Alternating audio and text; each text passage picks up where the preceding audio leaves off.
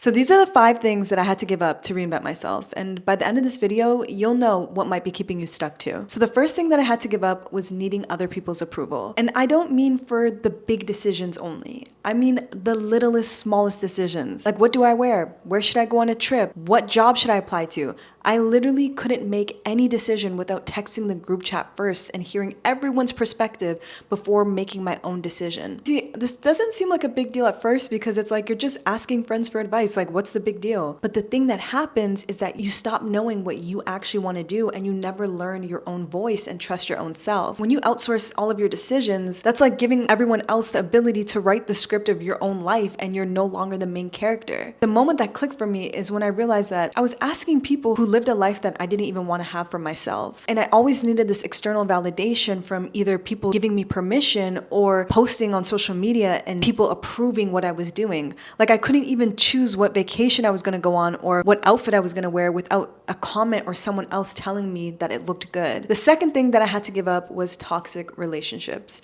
And this one's a bit tricky because it seems like when I say toxic relationships, it's like these big ones, like a terrible boyfriend or something like that. I don't just mean those relationships, those obvious ones. I mean the relationships that don't seem that bad, but you don't really feel the best with them. Certain friends that really keep you in bad environments, like maybe you're drinking a lot or going out a lot and waking up late and doing unhealthy habits and thinking it's not a big deal, it's just a weekend. Those are the friends that I had to remove myself from. It's very difficult to grow in those same environments. And people are not always evil and want really bad for you, but people are comfortable with the version you are right now. So when you start to change and you want to grow, that makes people feel uncomfortable because it holds a mirror up to them and how they feel about their life. So they make you feel guilty for wanting to stay in or make you feel guilty for making better, healthier decisions for yourself. So I had to create that distance. And when I created that distance, I had a lot of time to think about what else was really holding me back, which is the third thing that I had to let go: distractions. And I don't mean just social media. I mean other little distractions that seem important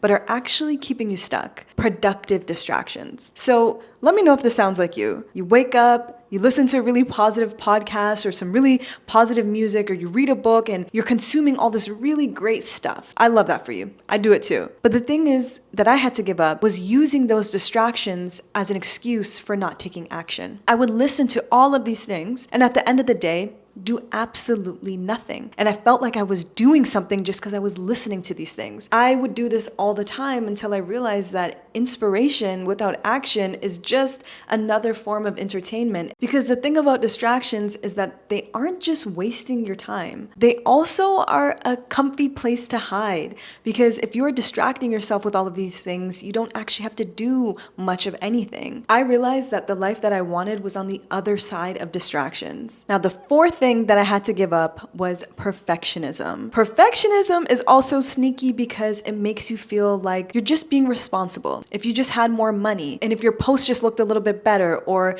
if everything was right before you started a business, or went out on a date, or whatever that you're holding yourself back from. It's waiting for the perfect moment to take action. I know this so well because I am a Virgo. It's literally ingrained in me to focus on perfectionism. But perfectionism is fear in disguise. Perfectionism keeps you stuck, and perfectionism will ultimately keep you small because it keeps you waiting for a moment that actually doesn't come. You don't get clarity from things being perfect. You get clarity from taking action anyways and then realizing things along the way. And when I started looking at the women that I admire, all of them started before they were ready. They didn't wait to have the perfect amount of money in their bank account or look a certain kind of way. I don't know if it's just me, but I would literally wait before I felt I looked perfect before wearing a certain bathing suit or going on a certain vacation because I felt like I needed to look a certain kind of way. And that just wasted years that I could have been enjoying having fun. And I'm like, no more perfectionism. We take action first and we learn along the way. Now, the fifth thing that I had to give up to reinvent myself is the most important thing out of all of this. I had to give up my comfort zone. And I think a lot of times when we hear about comfort zones, we hear about doing big things to get out of our comfort zone, like go skydiving or go do some crazy experiment or something like that to push you outside of your comfort zone. I don't mean that kind of comfort zone. The safe comfort zone. Like the safety of staying in a job that you're really unhappy with, but you're like, I've been in this job for a really long time. I should just put in more time. Or the comfort zone of staying in a relationship that you don't really enjoy, but you're like, I've been with them for a while. It's too scary for me to go out and date again. So I'm just going to stay in this relationship, even though I'm unhappy. I mean, that kind of comfort zone. I realized for me that the more stagnant I was in my life, it was when I was the most comfortable in my life. I read a quote today from the former CEO of IBM, a woman, and she said that growth and comfort cannot exist at the same time. And that really hit true for me because that's what I experienced in this reinvention. That if I wanted things to change, I had to push myself out of my comfort zone. Like when I went to university, I was 17 years old. I had only lived in a small town my whole life. I literally only had 15 people in my high school class. And I always went to small schools and I lived a very sheltered life. And I remember knowing that I had to leave this town that I lived in, the city that I lived in, and that I needed more for my life. And I seen a different future for myself. But it was very scary for me. And I remember applying for the university, getting in, and just feeling like, oh, I feel so scared. I don't want to do this. But at the same time, knowing I had to do it. And when my parents dropped me off at school, I literally cried and I asked to come back with them back home. I went back home with them. I could only do it for a few days because school was about to start. I went back to school on my own. And I remember that feeling of feeling very scared of what am I doing? What if I made the wrong decision? I should have just stayed home with all the people in my high school. But then I remember thinking, no, this is what I'm supposed to do. And I pushed myself out of that comfort. And it was the best decision I made for myself. It literally changed the trajectory of my life and my future because I pushed myself out of that comfort zone.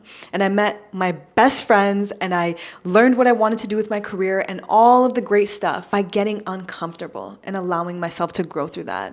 So your growth may be just waiting for you to get uncomfortable. If any of this resonated with you, I would love for you to leave a comment below of this emoji so that I know you are connecting with this right now. And I make videos like this every single week, so I would love for you to subscribe and join this beautiful community of women who are on the journey to becoming their best selves. Thank you so much for watching.